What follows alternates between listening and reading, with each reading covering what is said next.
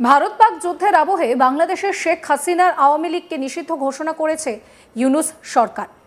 আন্তর্জাতিক অপরাধ ট্রাইব্যুনালে বিচার শেষ না হওয়া পর্যন্ত বাংলাদেশে নিষিদ্ধ আওয়ামী লীগের কার্যকলাপ।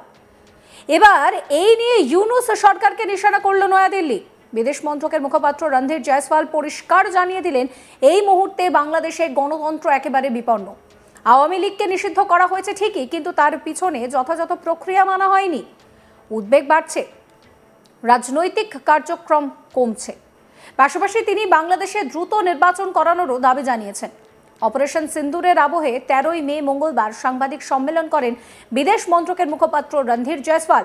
আওয়ামী লীগের উপরে নিষেধাজ্ঞা জারি করে এই নিয়ে তাকে প্রশ্ন করেন সাংবাদিকরা। তিনি তখন বলেন যে আওয়ামী লীগকে যথাযথ প্রক্রিয়া মেনে নিষিদ্ধ করা হয়নি। বাংলাদেশের গণতন্ত্র বিপন্ন, রাজনৈতিক দলগুলোর গণতান্ত্রিক অধিকার খর্ব হচ্ছে।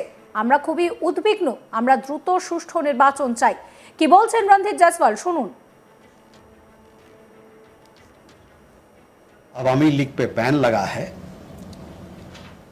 वो एक चिंता का विषय है। एक जो लोकतांत्रिक प्रणाली में एक तरीका होता है सब काम करने का, वो ड्यू प्रोसेस को दरकिनार करके किया गया है। एक लोकतंत्र के रूप में भारत जो वहां पर लोकतांत्रिक आज़ादी को रोका जा रहा है और जो वहां पर राजनीतिक गतिविधियों के लिए जो दायरा है वो कम हो रहा है, इसको लेके हम लोग चिंतित हैं। और साथ में हमारा ये मानना है, हमारा ये आह्वान है कि बांग्लादेश में जल्द से जल्द एक निष्पक्ष और समावेशी चुनाव कराया जाए। ভারত পাক যুদ্ধকে কেন্দ্র করে এই মুহূর্তে কিছুটা হলেও পরিস্থিতি অস্থির হয়। তারই মাঝে বাংলাদেশের শেখ হাসিনার আওয়ামী লীগকে নিষিদ্ধ ঘোষণা করে ইউনূস সরকার। আন্তর্জাতিক অপরাধ ট্রাইব্যুনালে বিচার শেষ না হওয়া পর্যন্ত বাংলাদেশে নিষিদ্ধ আওয়ামী লীগের যাবতীয় কার্যকলাপ। শনিবার রাতে এই ঘোষণা করে বাংলাদেশের অন্তর্বর্তী সরকার। এই পরিস্থিতিতে 10ই মে শনিবার আওয়ামী লীগের কার্যকলাপ বন্ধের সিদ্ধান্তের কথা জানিয়ে দেয় বাংলাদেশের অন্তর্বর্তী সরকার। নতুন করে ডামাডোল পরিস্থিতি বাংলাদেশে। দেশের পরিস্থিতি কিছুতেই সামলাতে পারছে না ইউনূস সরকার। বর্তমান বাংলাদেশের পরিস্থিতি মোটেই ভালো নয়। অন্তর্বর্তীকালীন সরকারের প্রধান উপদেষ্টা পদে রয়েছে মোহাম্মদ ইউনূস। শেখ হাসিনাকে দেশ থেকে তাড়িয়ে ভেবেছিলেন দেশের পরিস্থিতি নিজে কন্ট্রোল করবে, কিন্তু তা হয়নি। শেখ হাসিনা এর আগে একাধিকবার ইউনূস সরকারের বিরুদ্ধে কোটি কোটি টাকা দুর্নীতির অভিযোগ করেছেন। বিদেশে টাকা পাচার করার অভিযোগও আনা হয়েছিল। পাল্টা অভিযোগ আনেন ইউনূসও। শেখ হাসিনাকে যে কোনো মতে ধরতে উঠে পড়ে লেগেছে ইউনূস সরকার। তাকে পাকড়াও করতে তৈরি হয়েছে তদন্ত কমিটি। বাংলাদেশের জাতীয় স্বাধীন তদন্ত কমিশন সূত্রে জানা গিয়েছে, ভারত যদি শেখ হাসিনাকে না পাঠায় তাহলে অনুমতি সাপেক্ষে ভারতে গিয়ে তাকে জেরা করতে রাজি কমিশন। তাকে ছাড়ার বিষয়ে প্রধানমন্ত্রী মোদীর সঙ্গে কথা বলেছেন ইউনূস, কিন্তু ভারত তাতে কর্ণপাত করেনি। এরপর 10ই মে শনিবার ইউনূসের নেতৃত্বাধীন অন্তর্বর্তী সরকার ঘোষণা করে আওয়ামী লীগকে নিষিদ্ধ করা হচ্ছে। জানানো হয়, সন্ত্রাস বিরোধী আইনের আওতায় এই সিদ্ধান্ত নেওয়া হয়েছে। শিগগির এই বিষয়ে বিবৃতি জারি করা হবে। মন্ত্রিসভার বৈঠকে সিদ্ধান্ত হয়, দেশের নিরাপত্তা এবং সার্বভৌমত্ব রক্ষার স্বার্থে আন্তর্জাতিক অপরাধ ট্রাইব্যুনালে আওয়ামী লীগ ও তার নেতাদের বিচার সম্পূর্ণ না হওয়া পর্যন্ত এই নিষেধাজ্ঞা বলবৎ থাকবে। বৈঠক শেষে বাংলাদেশের অন্তর্বর্তী সরকারের আইন উপদেষ্টা আসিফ নজরুল আওয়ামী লীগের কার্যকলাপ বন্ধ হওয়ার বিষয়টা জানান। তার কথায়, শনিবারের বৈঠকে আন্তর্জাতিক অপরাধ ট্রাইব্যুনালের আইনের সংশোধনী অনুমোদিত হয়েছে। সংশোধনী অনুযায়ী আন্তর্জাতিক অপরাধ ট্রাইব্যুনাল কোনো রাজনৈতিক দল বা তার সমর্থক গোষ্ঠীকে শাস্তি দিতে পারবে, সেই কথা উল্লেখ করে একটি বিবৃতিও জারি করে ইউনূসের সরকার।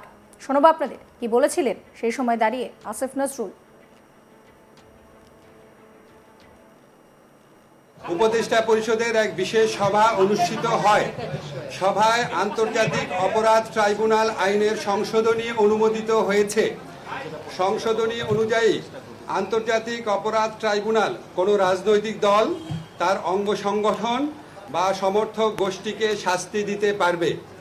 উপদেষ্টা পরিষদের বৈঠকে আন্তর্জাতিক অপরাধ ট্রাইব্যুনালে বাংলাদেশের আওয়ামী লীগ ও তার নেতাদের বিচার কার্য সম্পন্ন না হওয়া পর্যন্ত দেশের নিরাপত্তা ও সার্বভৌমত্ব রক্ষা, জুলাই আন্দোলনের নেতাকর্মীদের নিরাপত্তা এবং আন্তর্জাতিক অপরাধ ট্রাইব্যুনালের বাদী ও সাক্ষীদের সুরক্ষার জন্য সন্ত্রাস বিরোধী আইনের অধীনে সাইবার স্পেস সহ আওয়ামী লীগের যাবতীয় কার্যক্রম নিষিদ্ধ করার সিদ্ধান্ত গ্রহণ করা হয়েছে।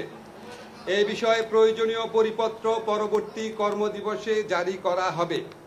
এর পাশাপাশি আজকের উপদেষ্টা পরিষদের বৈঠকে জুলাই ঘোষণাপত্র আগামী 30 কার্যদিবসের মধ্যে চূড়ান্ত করে প্রকাশ করার সিদ্ধান্ত গৃহীত হয়েছে।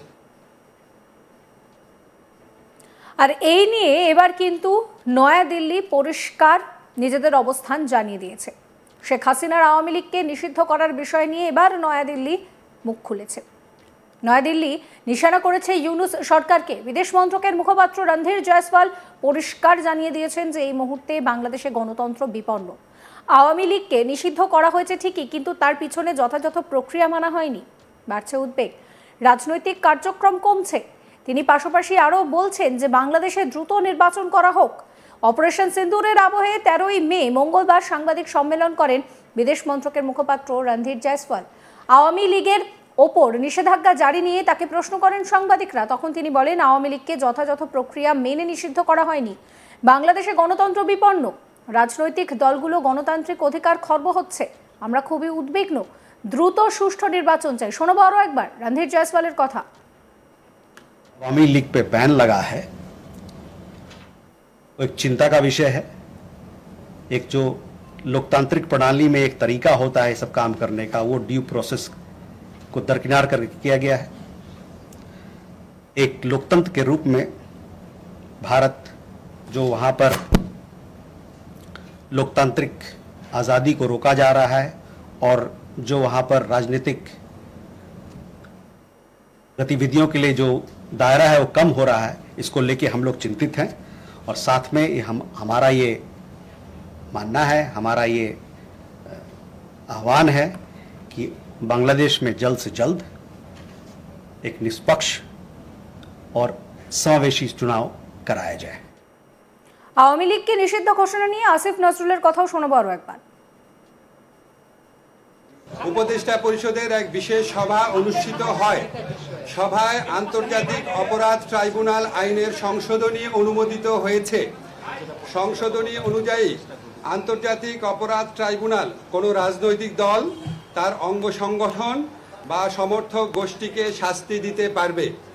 উপদেষ্টা পরিষদের বৈঠকে আন্তর্জাতিক অপরাধ ট্রাইব্যুনালে বাংলাদেশের আওয়ামী লীগ ও তার নেতাদের বিচার কার্য সম্পন্ন না হওয়া পর্যন্ত দেশের নিরাপত্তা ও সার্বভৌমত্ব রক্ষা, জুলাই আন্দোলনের নেতাকর্মীদের নিরাপত্তা এবং আন্তর্জাতিক অপরাধ ট্রাইব্যুনালের বাদী ও সাক্ষীদের সুরক্ষার জন্য সন্ত্রাস বিরোধী আইনের অধীনে সাইবার স্পেস সহ আওয়ামী লীগের যাবতীয় কার্যক্রম নিষিদ্ধ করার সিদ্ধান্ত গ্রহণ করা হয়েছে। সমস্ত খবরের আপডেটের জন্য আপনাদের নজর থাকুক আজ তাক বাংলায়। চ্যানেলটিকে সাবস্ক্রাইব করবেন, নোটিফিকেশন পেতে বেল আইকনে ক্লিক করবেন, ফলো করতে ভুলবেন না আজ তাক বাংলার হোয়াটসঅ্যাপ চ্যানেলও।